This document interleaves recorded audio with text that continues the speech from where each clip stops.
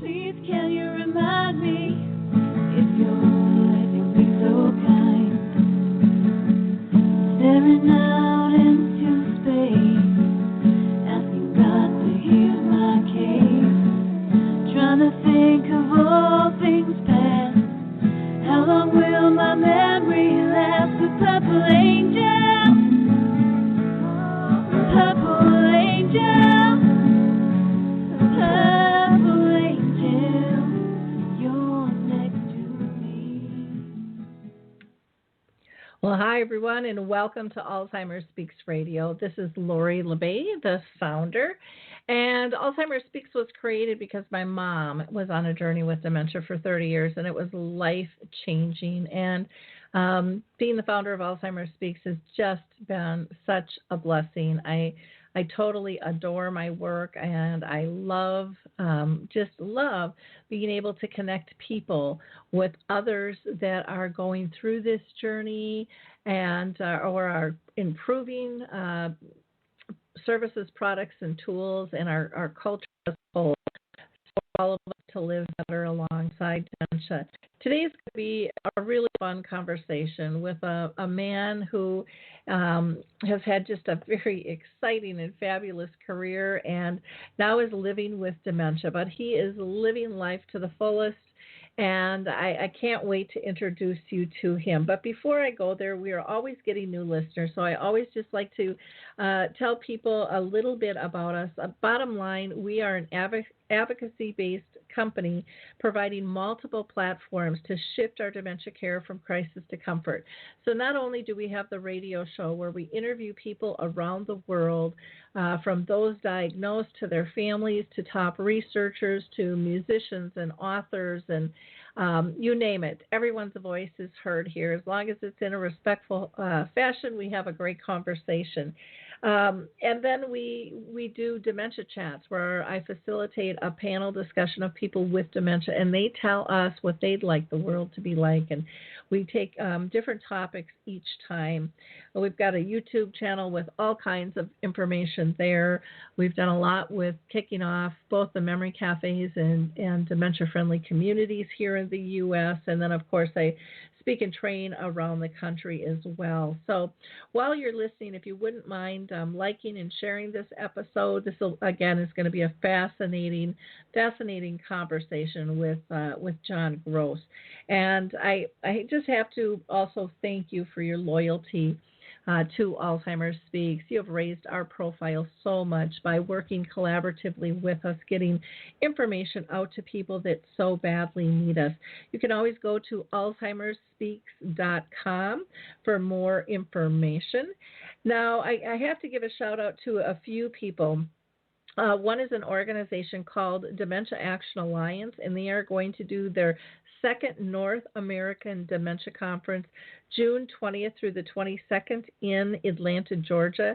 They're all about helping us reimagine dementia. And one of the things that I love about their conference is they have a lot of people with dementia speaking there. So you're going to hear and see and feel and get to know people with dementia, and you will walk out with a whole new perspective.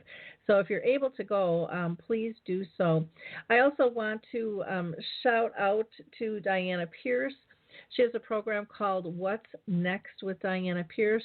She was an anchor here in the Twin Cities area for 32 years, and now she's kind of on to her second career, and she does this through Facebook Live, and I had an opportunity to speak with her just the other week and be able to talk about dementia. And I just want to thank her so much for allowing us to be on the show and help spread the word of hope and resources for dementia. We also were lucky to be named one of the top 10 podcasts for Alzheimer's and dementia. So that was very fun. And then the last thing I want to shout out to is Gable Pines. I've been doing some educational programs for them that are free to the public. And this Friday from 10:30 to 11:30, if you're here in the Twin Cities area in Minnesota, please reach out to Gable Pines at 651-829-3171. That's 651 829-3171. This program is going to be on the realities of dementia. We're going to talk about family-friendly tools and tips, and then we will continue the program Friday, May 3rd. And May 10th, we're going to do a screening of the film Timeless Love, and then we'll go back May 17th to do another educational program there. So please join us if you can. So let's get to the heart of the show today. I am so honored to have John Gross with us today. John is a good friend and a passionate storyteller. He's a retired photojournalist at KSTP TV here in the Twin Cities. And he is a former sports and feature reporter at Channel 7 in Detroit. He also worked in Dallas and traveled with the Dallas Cowboys for 2 years when they went to back-to-back Super Bowls, one of which they won. So John is filled with great stories. He was also a full-time speaker for 2 years where he toured with a blind impressionist, and they went around to grade schools, and he said it was one of the most spectacular times in his life. John has won 6 Emmys, 2 Best in Country awards for his reporting, and we've been lucky enough, he's done several features on my work here with Alzheimer Speaks. The first one was regarding the first memory cafe, Arthur's Memory Cafe in Roseville here, which was launched through ACR Homes. John is now living with dementia himself, but he has not slowed down a tad. He still is continuing to do the work that he loves, and he's doing a fantastic job at that. So welcome, John. Thank you so much for taking time out of your day to be with us. Lori, glad to be here. Love what you do, and it's an honor to be on your show. Well, thank you. John, can you give people a little bit of background and share with our audience some of the symptoms that raised concerns for you, where you were concerned about your memory and your cognition? Most often it's been short-term memory, and that's really where it starts, where you just forget stuff. And that's been the thing, and I went down to Mayo Clinic, and I was tested, and it's a whole 9 yards of that. And then it sort of, whatever you focus on with emotion expands, and if you focus on that bad memory, that's going to expand, and I think that's what happened, and I took one of these memory tests, and I failed it really bad. Count the months of the years backwards. What? And I just couldn't do it. So I've been working on that. I do it daily. Life is like a bank. You only get out of it what you put into it. So, I try to put no deposit, no return. So I try to put a deposit every day in my memory. And I think that's helped quite a bit. But you have to kill the ants. It's like automatic negative thoughts. Those are the ants. You have to take a fly swatter out and go, whap, whap, whap. And you have to realize that, to have a better attitude, you have to have a better attitude. And I think that's really important, especially when you go to bed at night, because what you think about just before you go to bed, you're going to think about. And you have to have a positive attitude. And there are certain things you can do to improve that memory and improve the emotion that you have. Emotion is what it's all about. I was at the Olympics in 1984, and I noticed a guy that came out of he had a long jump, and he came out, and he had both of his hands. He put one up, then the other up, then the other up, then the other up, then the other up, then the other up, and he did it for like a minute. And I found out what he was doing was raising his endorphin level. Mm-hmm. He literally would raise his endorphin level, and he would feel better. Whatever you focus on with emotion expands. And I found if there's some way to turn the bad into good, or if not good, better, you're going to have a better day. And I found that the whole way. But the tests have been really bad for me when I've taken a couple. And they just have been very, very, very hard. You're asking me, what? Now, one thing that has helped me, Lori, this has been a real key. I retired 3 years ago. And I would go to Goodwill stores. And I would look for books, certain books, thrift books called brain games. And I would buy every brain game that was for kids. I don't want the regular brain game. That's way too hard. But I would get the brain games for kids, and my self-esteem automatically went up. And it was fun and easy. If you can turn something like that into fun, into, I got to do something, it'll be much easier and you will learn a lot more. But that Goodwill store really has made a big difference. And if you go to Amazon.com and look for brain games, if you were in the bedroom with me right now, I would be able to go to a bookshelf and show you 150 brain games books. Wow. That are fun to do and really easy to do, and it makes you feel good when you do them. Oh, fantastic! That's a great idea. And it gets you out in the community, moving around, and you're proactive with what you're doing, which is so important as well. Now, John, what types of changes did your family or friends notice, or maybe they didn't notice any changes? I think mostly it's from wearing my glasses. Mm-hmm. Do you know where my book is? I can't find my book. And this would be daily. And I notice sometimes for my wife, she's having the same thing where you just can't remember things. It's sort of it really gets bad when that happens. Where are my keys? Well, the key is, and I found this to be so true. If you put your glasses in the same place every time, that'll solve 90% of your problem. Because if your glasses are always going to be there, you'll always know where to go. Where if you just put them helter-skelter, you might not be able to find them. But if you put them in the same place every time, you'll be able to find them, and the problem of where are my keys is gone. So I've done that, and like I say, I've taken these memory tests, and those are not fun to do. I prepared, and I thought I was all ready, and I got there, and I just went downhill from there. But those are hard tests, and they're meant to be. And all right, Laurie, count from 100 to 0 by sevens. Ready? Go.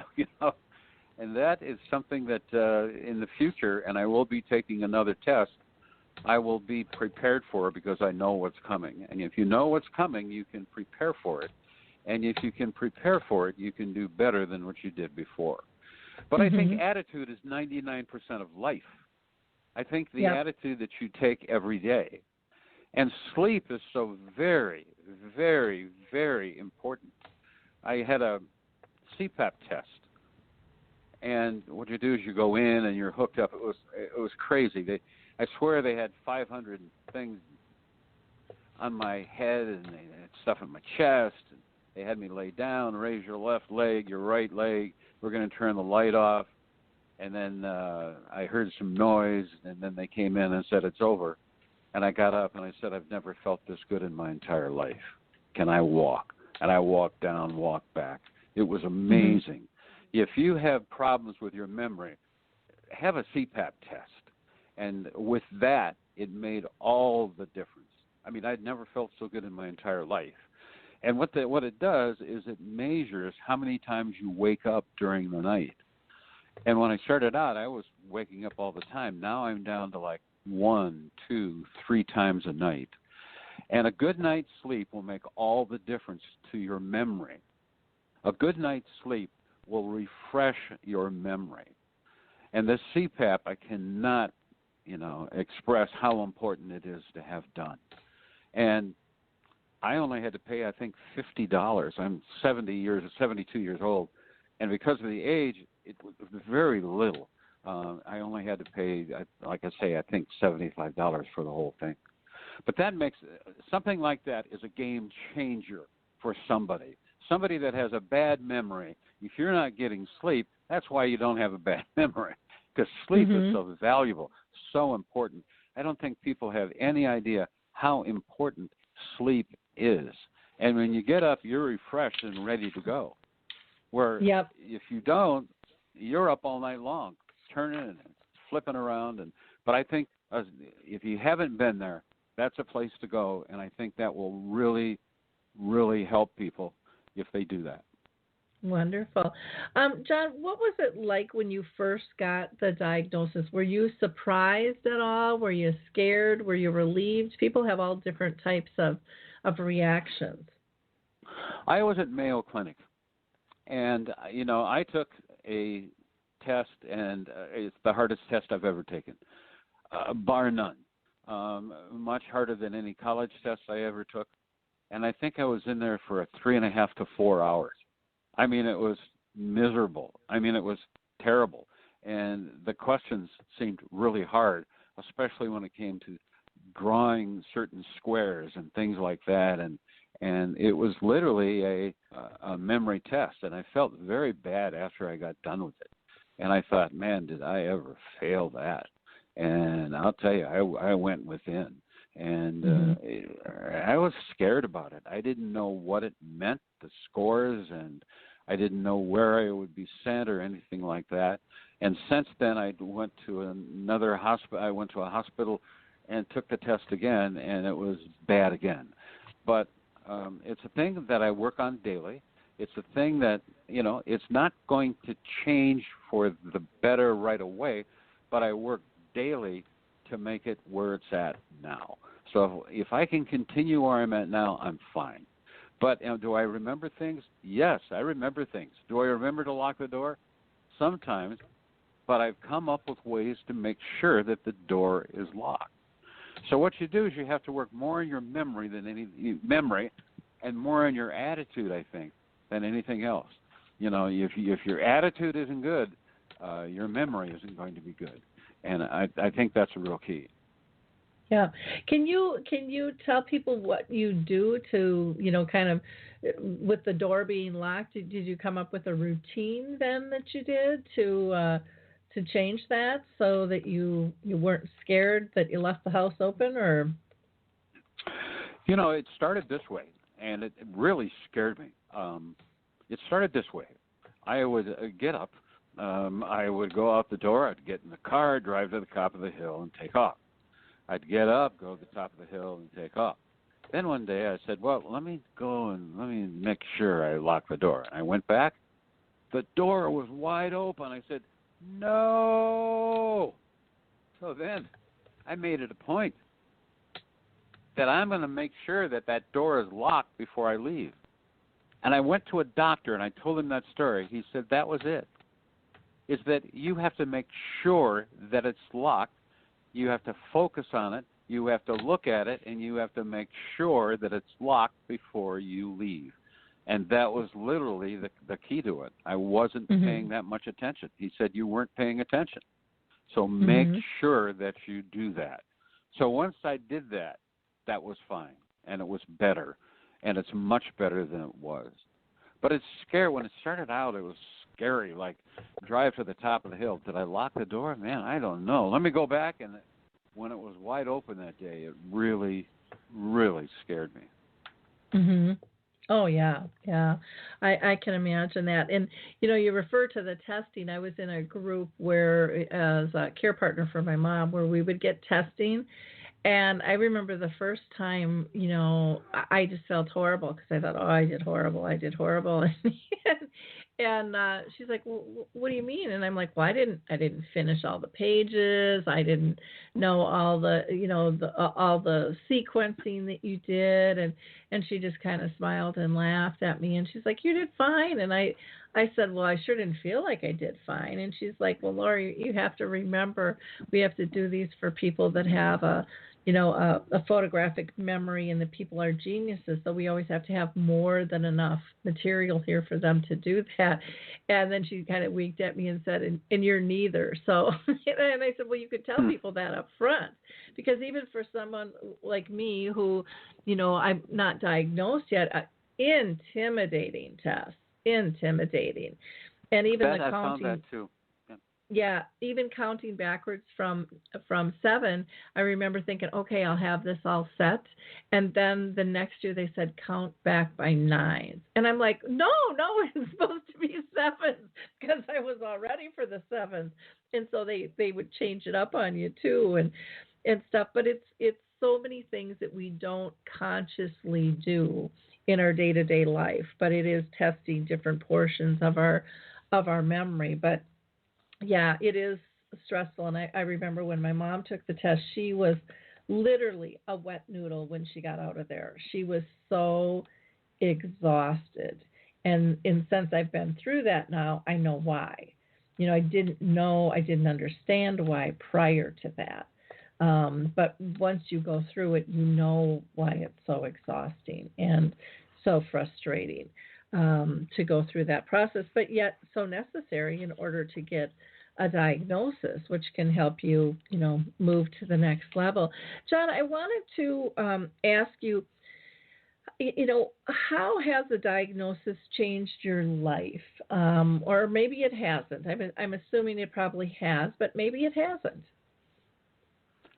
I don't think it has changed my life that much. When I started out and I took the test that said draw a cube, I can't draw a cube. I don't think it affected me there. I think because of an attitude that it's not affecting my life that much. Whatever you focus on with emotion expands. What I'm focusing on is not having a bad memory. I don't get up every day and say, I've got a bad memory. I'm focusing on having a good day. Whatever you focus on with emotion expands. So I'm not stressing more and more every day, well, I've got a bad memory. I don't know what I'm going to do. Oh, it's getting worse. Whatever you focus on with emotion expands. And, going over these books for grade school kids and doing good improves your self-esteem. Mm-hmm. It's real easy to do.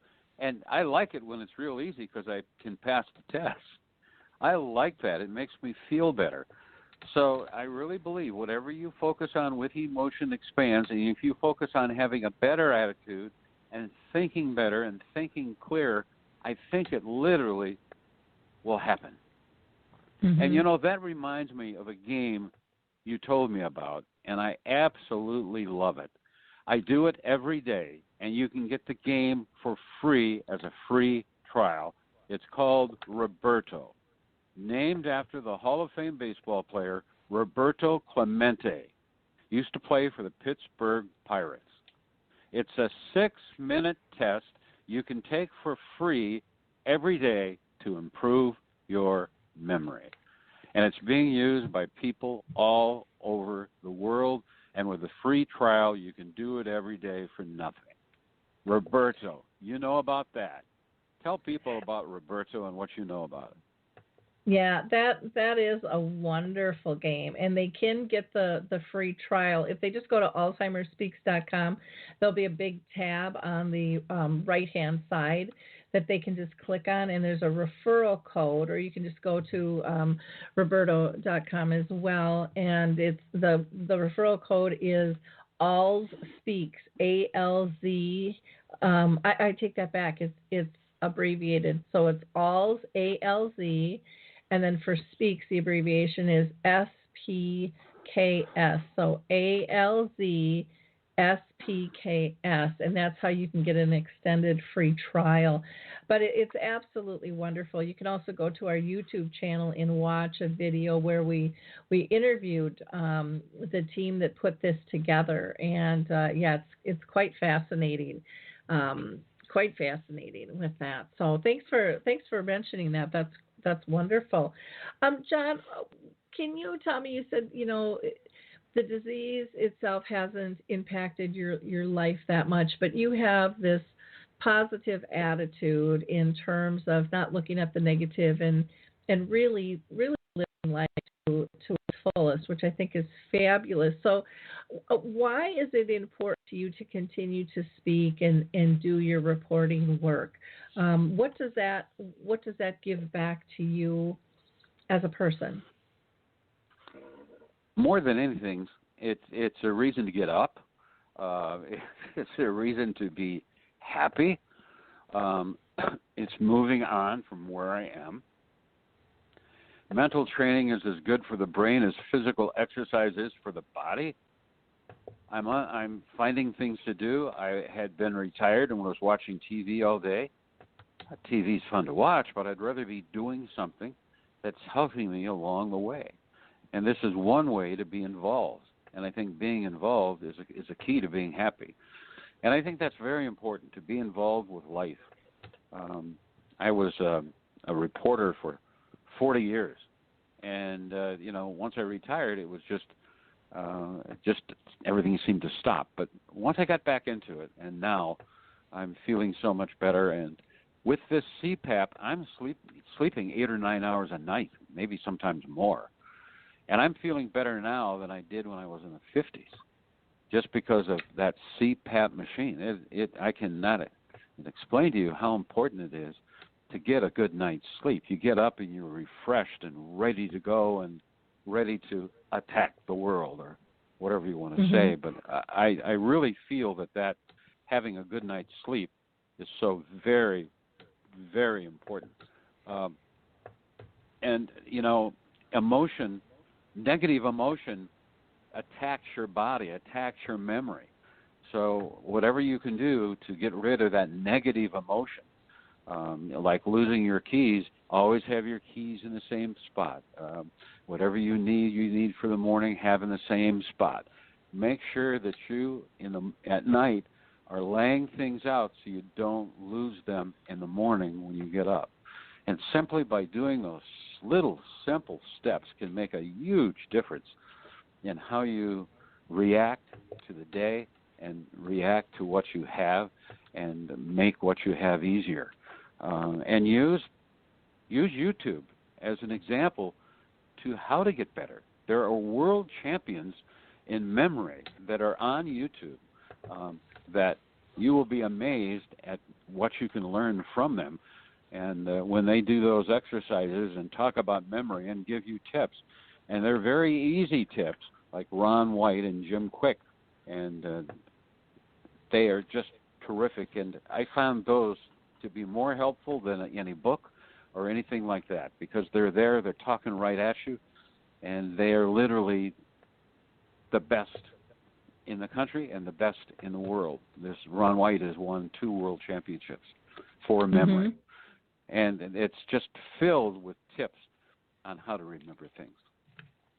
Well, that's wonderful, and I think one of the things that I love about you, John, is you're not afraid to tackle something new, and explore how to create the best life you can, and I think that's amazing. You've got this curiosity in you and this belief that things can be better, and I'm a big person too that believes in thinking positively and looking at the glass half filled instead of half empty.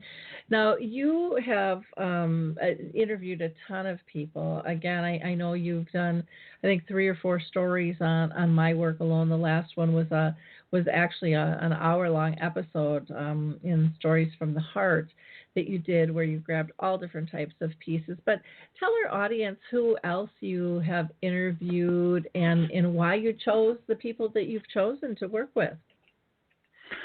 One of my favorite interviews of all time is with a pro baseball player named Kirk Gibson. He was with the Detroit Tigers when they won the championship. He has a fascinating story, and when I give speeches, I always talk about Kirk and about this story. I covered him from the day that he started his career with the Detroit Tigers. He grew up less than 45 minutes from the ballpark. So it was the opening day. I was upstairs watching, and he went to the plate, and he was introduced, and he got the loudest standing ovation I have ever seen. I mean, they just absolutely, they shook the stadium. And he got up, and it was a 3-2 count, and Ernie Harwell, 3-2 count. There's the pitch. Swing and a miss. Gibson strikes out.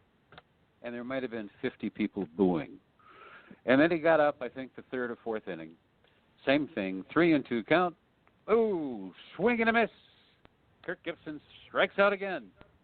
And he struck out, I think, 4 times the first game. And then it got worse and worse. There's a fly ball. Gibson drops back. Oh, no, the ball's 50 feet in front of Gibson. And the booing got louder and louder. By mid-season, he is being booed out of the stadium. It's horrendous.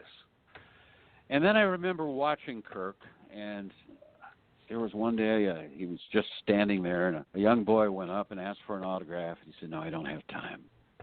Boo. And by the end of the season, he didn't even want to play baseball. He would show up late. It was a mess. And he literally wanted to quit baseball. And one of his close friends called him up. In fact, his agent called him up and said, "Kirk, how you doing?" And he says, "I want to quit baseball. I hate baseball. I don't want to play baseball anymore." He says, "Listen, Kirk, wait. I got something for you. It's called the Pacific Institute in Seattle. There's a guy there that I think can help you. Will you go there?" "I'll go there for you." So he went to the Pacific Institute, and there was a guy there that he was hooked up with. And he had a 3-day one-on-one interview with him. And the first day he says, "What's the problem?" He says, "Well, every time I go up to bat, I strike out and people boo for me." I said, "All right, no problem. What are your other problems?" And he talked. And so he had 3 major things. And he came back the next day. And the guy said, "Well, tell me what happened." And he said, "Well, your first thing about hating to strike out, I want you to say, I love to hit the ball when it's in the spot I should hit it. I love to play right field, especially on bright, sunny days. I love pressure situations. I love the feeling it gives me." He left after 3 days at the Pacific Institute. I saw him at spring training, and I saw a brand new Kirk Gibson. His hair was shaved. His hair was cut. He was the first one out. He led the team, sprinting all around. And it was spring training that I had never seen before, and it was a brand new person. I watched him as he was out in the outfield, and I said, "What were you telling yourself?" And he was saying, "I love to play right field on bright, sunny days." And he would say this hundreds of times a day. His self-esteem was controlled by his self-image, and his self-image was controlled by his self-talk. The Detroit Tigers had the best record in Major League Baseball the first 2 months. So the TV station had me travel with the Detroit Tigers on road trips. Well, before, Gibson was always grumpy and never wanted to do interviews, but now he was ready to go. He was the star of the team, and the team was on fire, and they went on to win the World Series. What changed? Gibson's attitude. What changed? Gibson's self-talk. In the bottom of the 9th, in the game that won the World Series, he looked back to manager Sparky Anderson and motioned to him and said, "Watch this." And it was a home run that won the game and won the World Series. What changed? His self-talk. His self-talk changed him. If you change your self-talk on how you think about yourself, you can change yourself, just like Kirk Gibson did. And I have other examples of athletes and what they do to change their attitude about themselves. If you don't, it'll stay the same. But if you can change the way you look at yourself, you can change yourself. I have lots of examples from pro athletes that have mantras, that have things that they do, things that they say, maybe before a free throw or whatever. But the example of Kirk Gibson is a classic example of what happens to control your mind.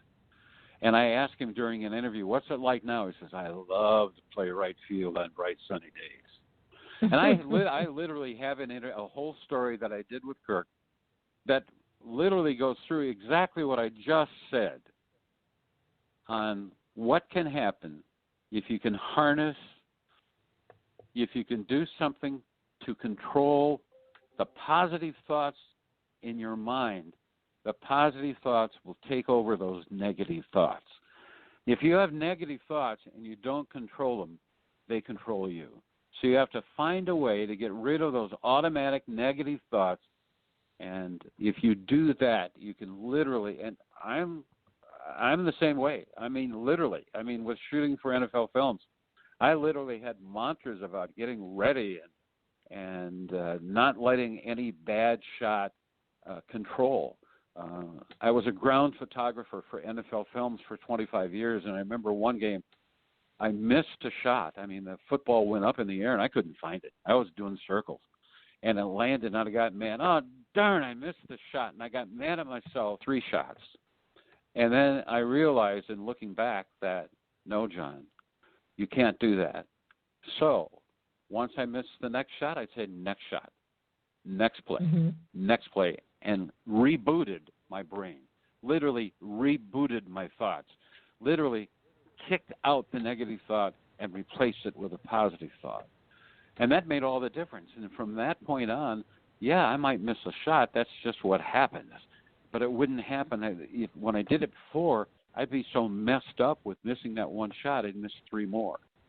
So if you can stop that negative thought, if you can put it in reverse, it makes all the difference in the world. And that's what life is about, positive thoughts and negative thoughts. If you can replace those negative thoughts and just with a sort of a fly swatter, just go bam and rethink it in a different way. Instead of being so upset about wondering whether or not I locked the door, have some way to remember in your mind that you did lock the door. You won't lock the door anymore, and you'll drive off, and you won't have the negative thoughts. And then things build up. I found that when you have negative thoughts, one negative thought will add on to another and another and another. Before long, you have 1,000 negative thoughts, and you can't even move. So I think you have to have a way to stop those negative thoughts. I think of a fly swatter. Think about fly swatter and flea and flies, and just see a fly swatter hitting a fly. And that's what you have to do with your negative thoughts. And I think with bad memory, I think 90% is your attitude.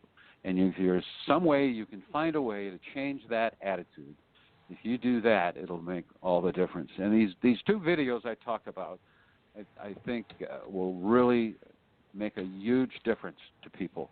Ron White, especially, who is the world champion of memory, he has countless free videos on YouTube.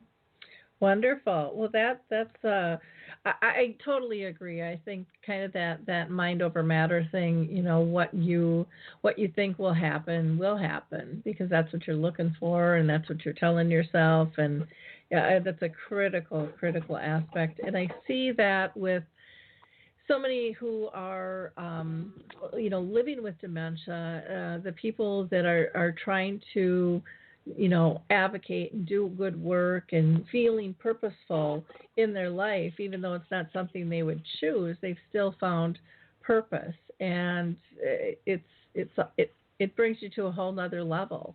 Some, and see if you agree with this or not, but some had said that they've never felt as purposeful as they do now, because now they're very focused in on what makes them happy and how to help other people. Do you feel that you need to be more focused now and take some of those questions more seriously now that you have dementia?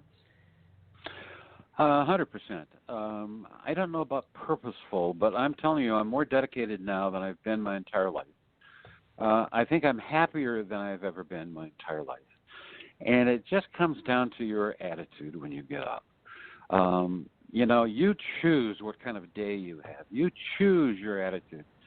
You literally choose how good of a memory you have. You choose these things. It's your choice. It's like changing channels on your TV. You go to the channel you want to go to and make sure that channel helps you. And there are so many things to do, especially going to YouTube and finding motivational, inspirational things to improve your memory and improve your self-esteem. I think self-esteem has a big part to do with it, and if you have high self-esteem, you'll be fine no matter what you do. But I think it's critical, and especially with your memory, find memory experts, and they're all over YouTube, and they're all over where you can buy them at Amazon.com. And like these books I was talking about, they're like 39 cents a piece plus shipping. And there's a book here that's probably £5, and it's 101 ways to improve your memory. And I think it's $7 including postage.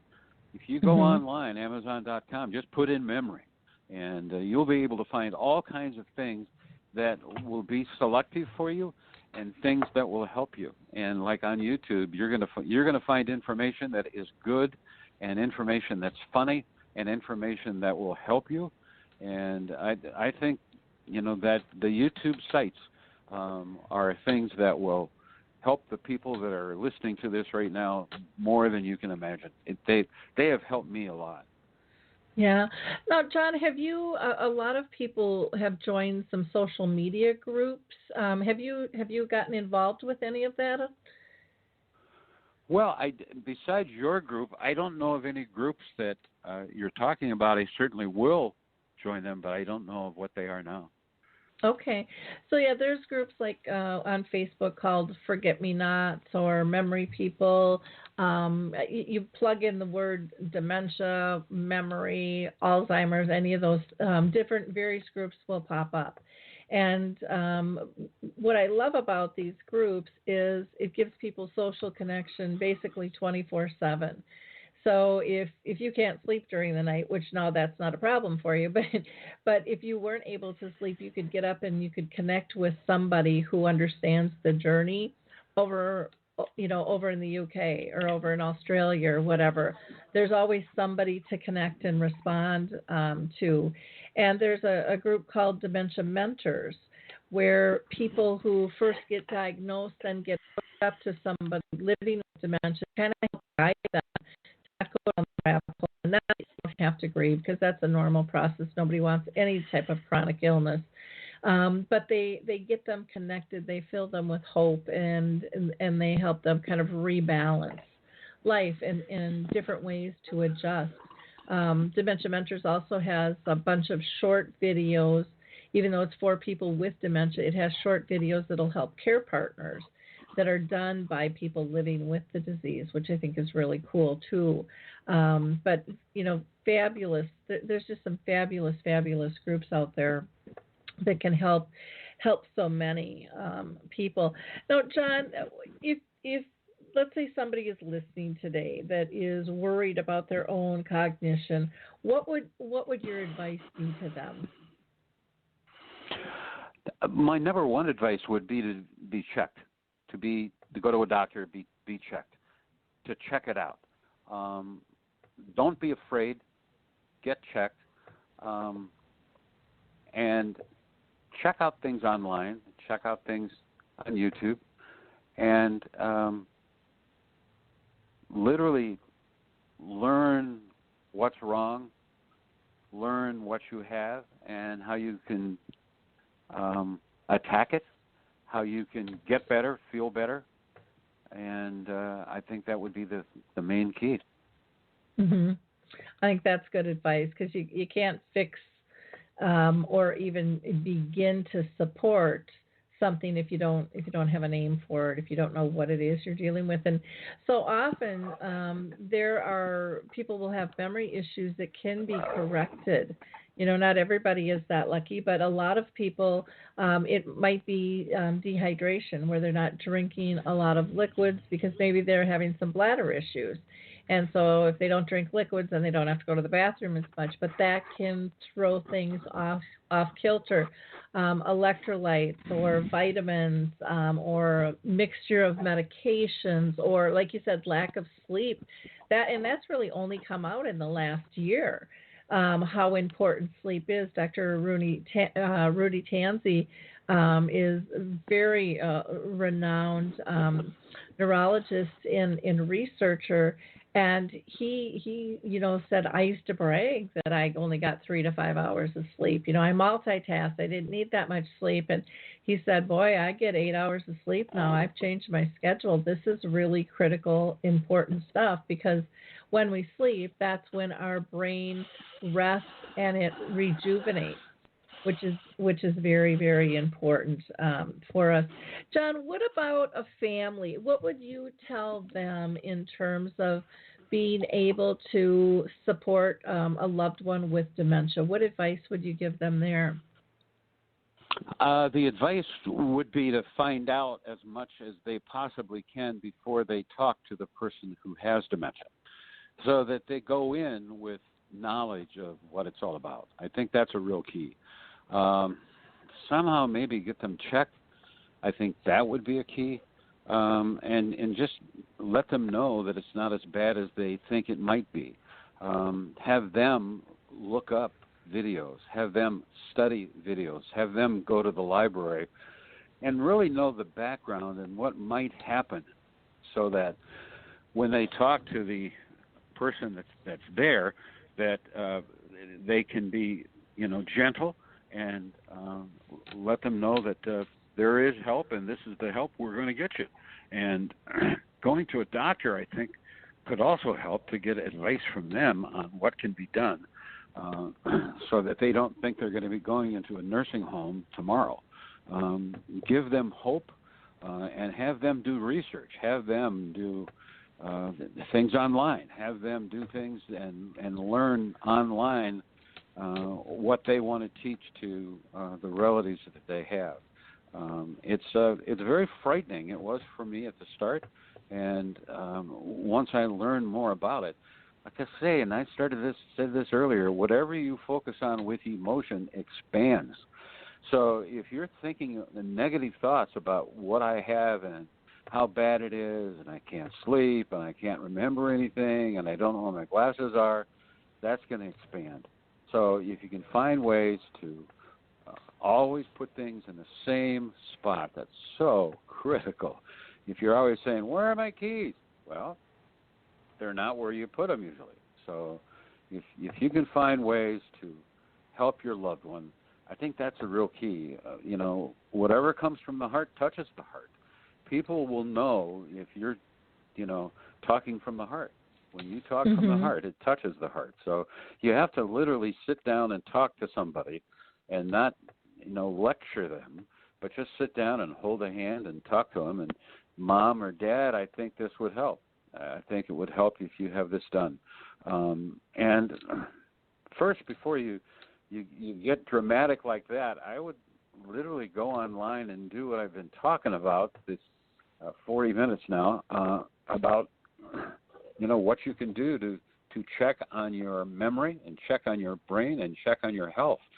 One thing that has helped me dramatically the past 32 days, I'm overweight. Started out at 270. Okay, that's a lot of weight for somebody my height, 5'11". So I said, I'm going to start walking. And so I started walking every day. And I was at 270, now I'm like 250. And I run at a local YMCA, where I will walk, run lap, then run one lap, and I wear headphones. It's easy. It is fun. It's a great workout, and it's just melting off my body. And I think it's improving my memory. Not a little, I think a lot. And it's exercise, and it's something that's fun to do. And if you can have exercise, something that's fun to do, I think that will improve not only your memory, but your outlook, make you look better and feel better. So I'm so glad that I'm doing that, and it has made a difference. Well, that's wonderful. I was going to ask you about that because I knew that you had started exercising. So I'm so glad that you brought that up, because exercise, gets that blood flow going, gets the oxygen to the brain, and all of that is very important. Plus, like you said, you just feel better. That's something I need to work on much more. I need to get my butt out because I sit at my computer way, way too much, or stand in front of it, and I'm not moving. And that is, it's not healthy on a lot of levels. And so I applaud you for doing that. Have you changed your diet at all? Or some people I know go to the Mediterranean diet, or at least try to. Have you looked into that at all for yourself? I have dramatically. I've cut way back on not only what I eat, but how much I eat. Mm-hmm. And I think that makes a big difference. I think it makes a big difference in how you feel, how you act.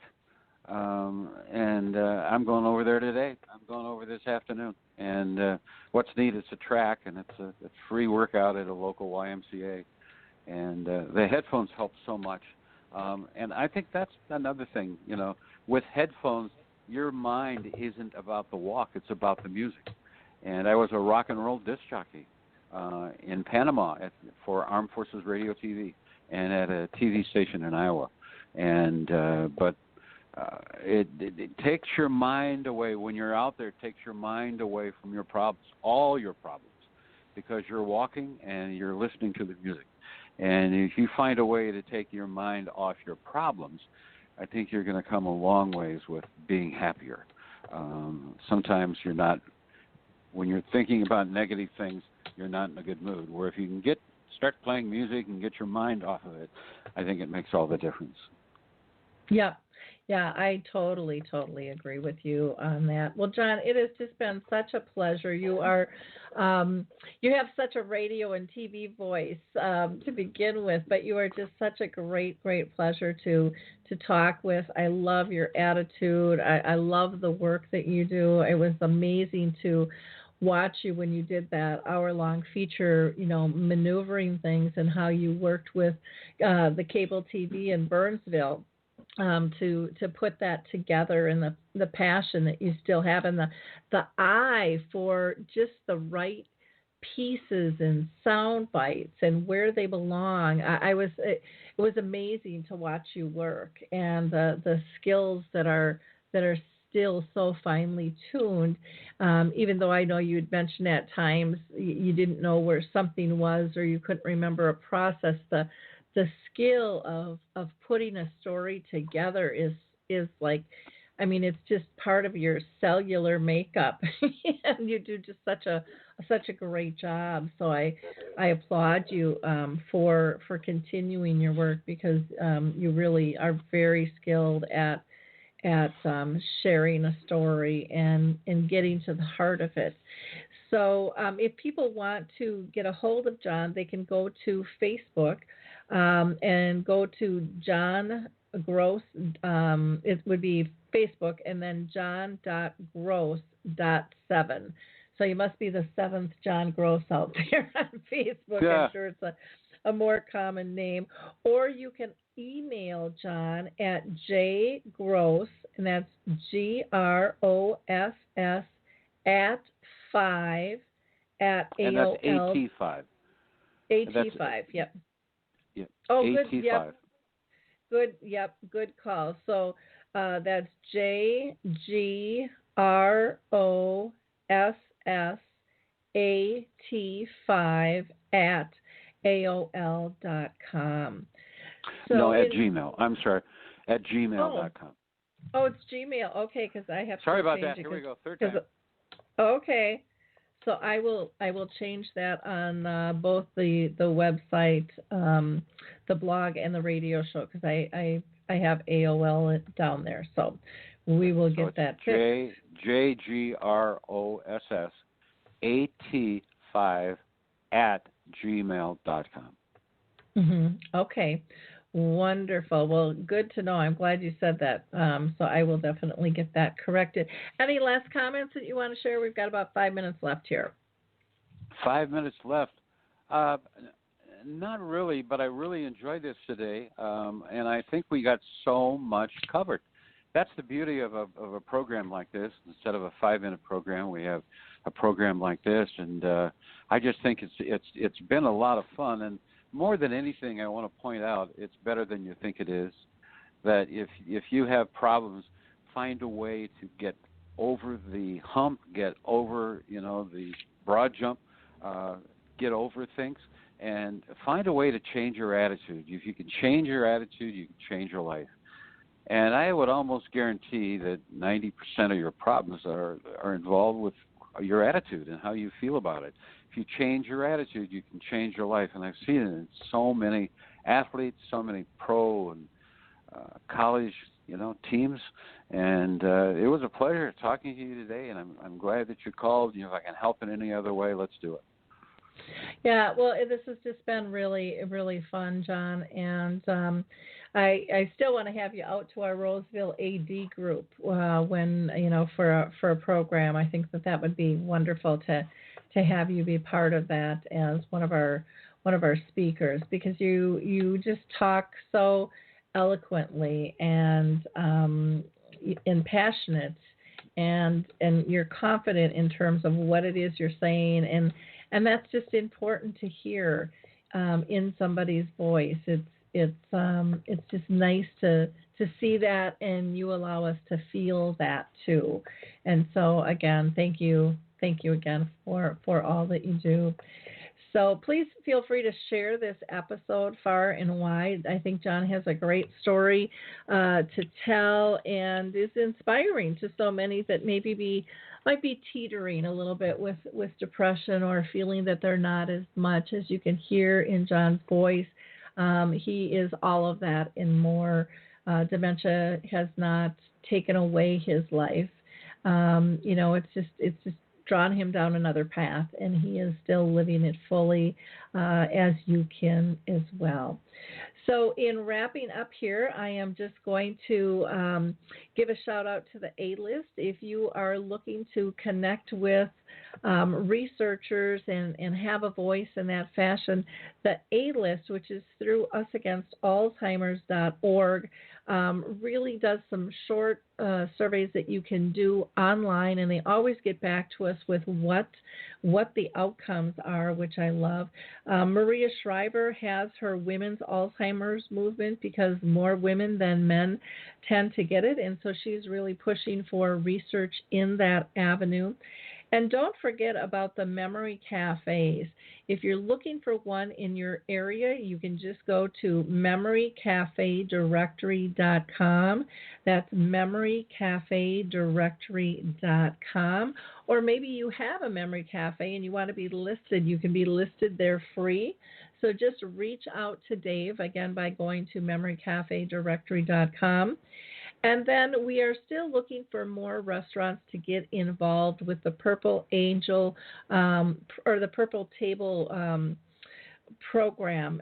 Purple Table Reservations is a fantastic mode. It was started by a daughter whose mom had dementia, and the daughter owned a restaurant, and she realized that there were some special needs in terms of how to communicate and where to sit. And so she has put together called purpletables.com. It has an app where you can find a restaurant where you can actually go and be seated maybe in a more quiet area. Maybe it's more well lit, where staff are trained to ask questions, so you're not overwhelmed with 45 salad dressings or beverages, etc. And they also help people with post-traumatic stress and autism. There are so many people that just need to be dealt with in a little bit different fashion so that they can still enjoy going out in the public.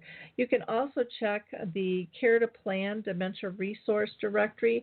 You can see a sampling of that on my website. So just go to alzheimersspeaks.com, and there's a big tab on the top that says Resource Directory. Click on that. You can read a little bit more on that, and then you'll just click on the photo, the graphic there, that'll take you to a bunch of resources regarding dementia. So thank you all so much for sharing your time with us, and I hope that you like us while you're on this page and share it with your tribes, if that's Facebook, if it's Twitter, if it's YouTube. It doesn't make any difference. People need to get this information, and the more information that's out there, the more comfortable people will reach out for it when they need it. Have a wonderful week, and we'll talk to y'all soon. Thanks again, John Gross. You are amazing. Bye now. Hi, everyone. This is Meredith from the Senior Fitness with Meredith podcast, where I discuss all things for seniors, from fitness, your health and wellness journeys, how to be all over strong and beyond. I also have my mini podcast called Motivation with Meredith. It's a great, quick motivational pick-me-up for your days. Join me, listen now, search for Senior Fitness with Meredith on your favorite podcast platform.